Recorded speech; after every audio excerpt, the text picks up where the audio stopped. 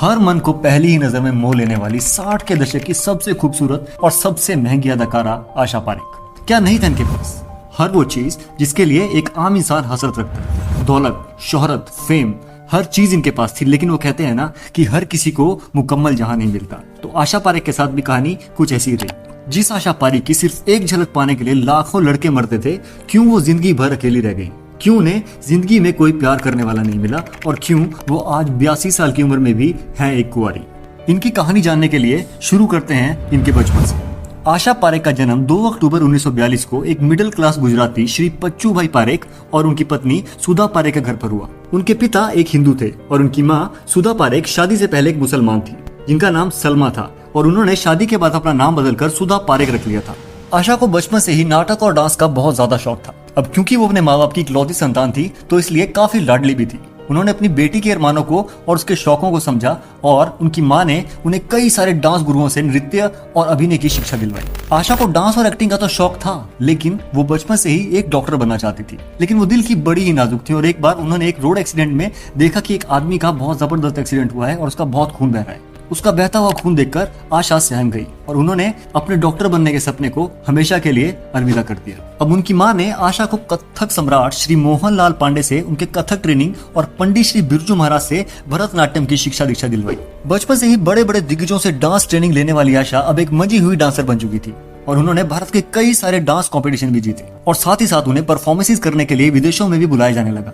आशा पारेख आज भी इस बात का जिक्र करते हुए बहुत गर्व महसूस करती हैं कि अमेरिका के लिंकन थिएटर में भारतीय नृत्य को रिप्रेजेंट करने वाली वो भारत की सबसे पहली डांसर बनी। एक बार एक डांस परफॉर्मेंस के दौरान उन्हें बॉलीवुड फिल्म डायरेक्टर विमल रॉय ने देखा। परफॉर्मेंस खत्म होने के बाद वो सीधा आशा जी के पास गए और उनसे पूछा कि क्या वो फिल्मों में काम करने के लिए इंटरेस्टेड हैं। आशा का तो जैसे सपना ही पूरा हो गया था और उन्हें यकीन नहीं हो रहा था कि उनके साथ सच में ये सब हो रहा था। उनकी पहली फिल्म 1952 में आई फिल्म माँ थी, जिसमें उन्होंने एक चाइल्ड आर्टिस्ट का रोल निभाया था, जिसके लिए उन्हें 100 रुपए की फीस भी मिली थी। डायरेक्टर विमल रॉय को उनका काम काफी पसंद आया और उन्होंने आशा को अपनी 1954 में आई अगली फिल्म बाप बेटी में भी एक और चाइल्ड आर्टिस्ट का रोल ऑफर कर दिया। एज अ चाइल्ड आर्टिस्ट आशा ने लगभग 8 फिल्मों में काम किया और उसके बाद कुछ सालों के लिए ये इंडस्ट्री से गायब हो गई। फिर जब आशा 16 साल की हुई तो इन्होंने एक बार फिर से कमबैक किया और बॉलीवुड में अपने लिए एज अ लीड एक्ट्रेस काम ढूंढना शुरू कर दिया।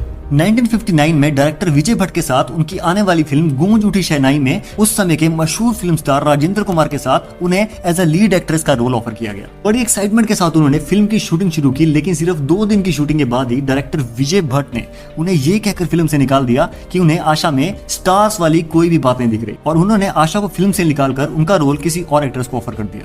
हर सुपरस्टार के साथ जैसा होता है, पहले रिजेक्शंस और फिर एक दिन बहुत बड़ा स्टारडम, वैसा ही अब आशा जी के साथ भी होने वाला था। एक दिन फिल्म राइटर और डायरेक्टर नासिर हुसैन की नजर आशा पारेख पर पड़ी और उन्होंने आशा को अपनी आने वाली फिल्म दिल दे के देखो में सुपरस्टार शम्मी कपूर के ऑपोजिट लीड रोल ऑफर कर दिया। आशा जी ने भी इस फिल्म में रोल करने के लिए अपनी जी जान लगा दी और जिस दिन आशा जी की ये फिल्म रिलीज हुई उस दिन उनका 17वां जन्मदिन था। फिल्म एक सुपरहिट साबित हुई और यहीं से शुरू हुई आशा पारेख के शानदार फिल्मी करियर की। और फिर 1961 में इन्हें director, producer and writer legendary Ramanand Sagar ji की फिल्म घूंघट में काम करने का मौका मिला। ये फिल्म भी एक सुपरहिट रही और इसके बाद तो आशा जी ने जैसे फिल्मों की कतारें लगा दी। घराना, छाया, जिद्दी, मेरे सनम, तीसरी मंजिल, लव इन टोक्यो, उपकार, कारवां और आया सावन झूम के जैसी सुपरहिट फिल्मों में इन्हें बड़े बड़े सुपरस्टार जैसे धर्मेंद्र, राजेंद्र कुमार, राजेश खन्ना, देवानंद, शम्मी कपूर, राजकुमार, जितेंद्र और अशोक कुमार जैसे बड़े बड़े स्टार के साथ काम करने का मौका मिला। 1959 से 1973 के बीच सिर्फ 14 सालों में